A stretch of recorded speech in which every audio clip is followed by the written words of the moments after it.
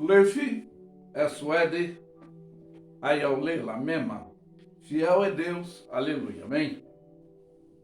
O tema hoje, nessa manhã, é a atitude dos atos positivos, não explorativos,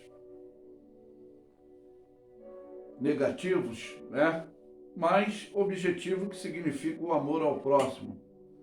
Vamos tomar como base a parábola do bom samaritano, que está em Lucas 10, do verso 25 ao 37, mas eu deixo bem expressivo aqui que nem Jesus quis essa titularidade, pois ele afirmou que bom só há um, que é Deus. Amém? Mas é o dever nosso de seguir esse exemplo. Mas vamos ler aqui como base o capítulo de Lucas, do capítulo 10, do versículo 25 ao 37, e estaremos apontando alguns exemplos de atitude nossa relativada a essa motivação orientadora. Eis que se levantou um certo doutor da lei,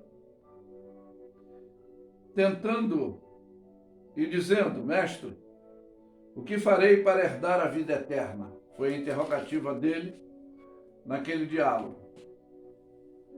Ele disse, o que está escrito na lei, como leis? E respondendo ele, disse: amarás o Senhor teu Deus de todo o teu coração, de toda a tua alma, de toda a tua força e de todo o seu entendimento, e ao teu próximo como a ti mesmo. E disse-lhe, respondendo: bom mestre, fazei isso e vivereis. E ele, porém, querendo justificar-se a si mesmo, disse a Jesus: quem é o meu próximo? Respondendo Jesus e disse: descia um homem de Jerusalém para Jericó e caiu na mão dos salteadores, os quais despojaram, espancando-o, e se retiraram, deixaram meio morto. E, ocasionalmente, descia pelo mesmo caminho um certo sacerdote, e o vendo passou de longe, de largo. E de igual modo, também um levita, chegando àquele lugar e vendo, passou de longe, de largo. Eu posso deixar nítido que eles seguiam um protocolo de lei levítica, de não colocar a mão ensanguentada em mortos, mas o que está se relativando aqui é o amor ao próximo, é o dever do que eu quero, eu devo fazer com o meu próximo. Mas vamos dar continuidade aqui para você entender. Mas um samaritano que ia de viagem chegou ao pé dele, vendo-o, moveu-se de íntima compaixão e aproximou-se e atou as suas feridas, aplicou-lhe o azeite e o vinho, e pondo-o sob a cavalgadura, ele estava montado em um animal, né? Levou-o para uma estalagem e cuidou dele.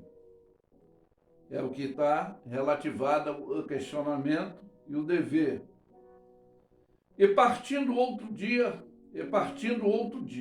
tirou 2 dinheiros e deu ao hospedeiro e disse-lhe: cuida dele, e de tudo mais que ele gastare, eu te pagarei quando voltares. E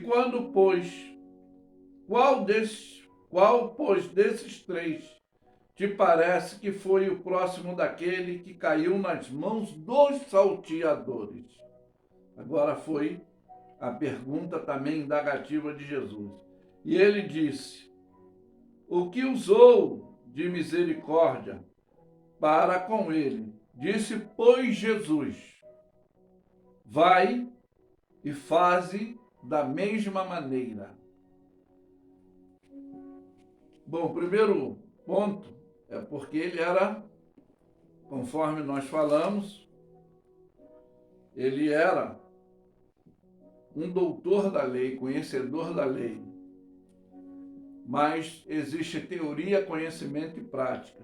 Foi o que Jesus quis dar o exemplo de orientação ética, postura e compostura. Bom, eu como infectologista espiritual, neurologista, psicanalista, que atuo também na área teológica, que é a minha formação também, eu pontuei 5 pontos deste dever exemplar. Como é isso? Primeiro aqui foi falado de misericórdia, e eu quero deixar bem claro, é o sentimento de dor, é a solidariedade com relação a alguém que sofre alguma tragédia pessoal, pode ser também coletiva. Quantos aí caíram em desgraça? Como é isso, pastor? Como tiveram envolvido em avalanche, enchentes, terremotos? Quantas pessoas tiveram dentro dessa vulnerabilidade? Mas o dever do humano ou fundamentais são normas que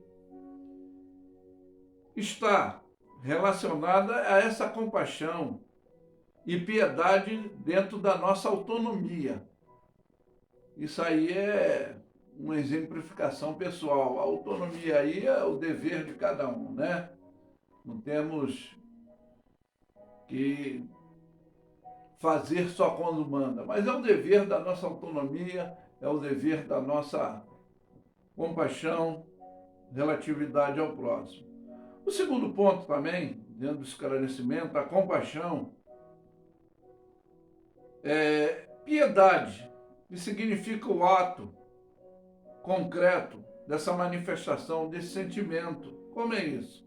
Como ser é o dever do perdão, a indulgência, a graça, a clemência. Por que eu afirmo isso? Você vai me entender que também dentro do terceiro ponto, a piedade se assemelha a do como a misericórdia, que é isso? Que incorpora em nós um sentimento de tristeza diante de dor alheia. Isso é a nossa compaixão que desperta dentro de nós a vontade de nós envolvermos nessa solidariedade da solução ao problema alheio. Eu sei que às vezes tem situação que não devemos nos meter, mas em relação ao sofrimento, a toda essa situação que Jesus relatou, é o nosso dever quanto ao amor ao próximo em nosso coração. Mas quanto mais fazemos isso, nos aproximamos de Deus, e eu posso dizer que ficamos com a nossa fé estruturada, sempre confiando nele. E eu posso dizer, conforme eu falei, teoria, conhecimento e prática, não aparentemente, mas objetivamente, demonstrativamente, não só falada, mas atuada verdadeiramente. É o que requer e que muitos não fazem, conforme eu pontuei, a postura religiosa do levita, do sacerdote, né? E alguns estão dentro dessa condição emblemática. O quarto ponto também, conforme é a base, misericórdia, está relativada à ajuda, a dar de comer ou beber, dar água a alguém que estiver também nu, vestir, ou levar aquele que tiver peregrino, né? Como estava desalojado, desabrigado, aquele cidadão que foi assaltado, né? Levar a um abrigo, independente de ser um enfermo, ou viciado que precisa de ajuda, é como Jesus disse, quando ajudamos o necessitado, estamos fazendo a ele. Como é isso, pastor?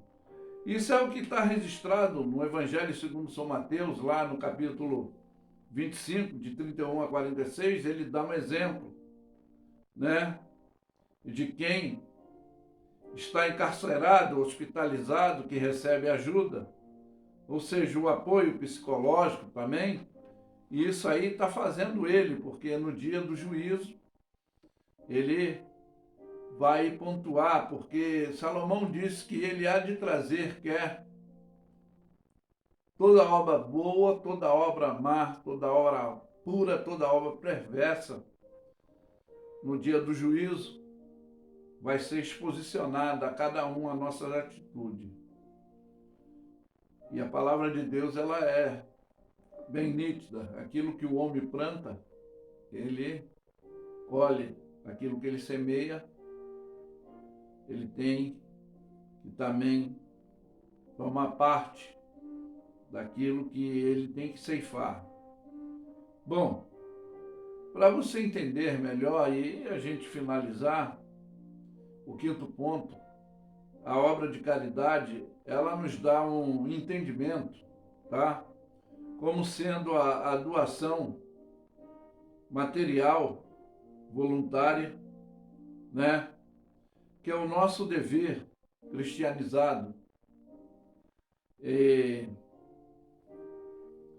ao desespero de vidas vulneráveis, conforme eu falei, trajetoriamente, largados, desabrigados, desalojados, pois nós podemos agregá-los em alguma, conforme eu disse, instituição filantrópica, perdão, porque é o nosso dever cristianizado. Foi o que ele fez, levou ele para uma pousada para cuidar dele. Mas quanto à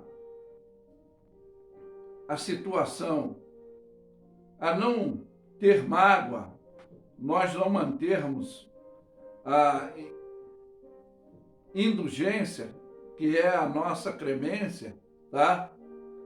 A alguém, pois devemos esquecer, talvez ofensa, não ter raiva, ter ira, ódio, rancor. Isso significa perdoar alguém que te ofendeu. É a sua clemência, é a nossa bondade desse sentimento do amor ao próximo, que é o que Jesus mostrou. Então, independente da pessoa estar vulnerável, precisando de um investimento, um alimento, de você agregar, abrigar ela, ainda que ela possa ter te feito alguma situação que te magoou, que te chateou, você tem que esquecer. Não ter raiva, não ter ódio, não ter o rancor. Isso aí vai significar esse perdoar alguém que te ofendeu. Então a gente usa essa clemência, que é a nossa bondade desse sentimento do amor ao próximo, que é o dever exemplar de atitude positiva e não negativa. Mas que fica essa mensagem atualizada, expressiva, não querer explorar psicologicamente em época de eleição, como fazem politicamente, mas é um dever socialmente, humanitário, que nós temos que ter, independente de vulnerabilidade, quando queremos tirar vantagem, que é o que eu estou falando dessa situação política que hoje alguns mostram pelas atitudes. Mas a palavra de Deus diz que o que dá a sua mão direita não tem que saber a sua esquerda, nós não temos que estar tocando trombeta para ser ovacionado para homens.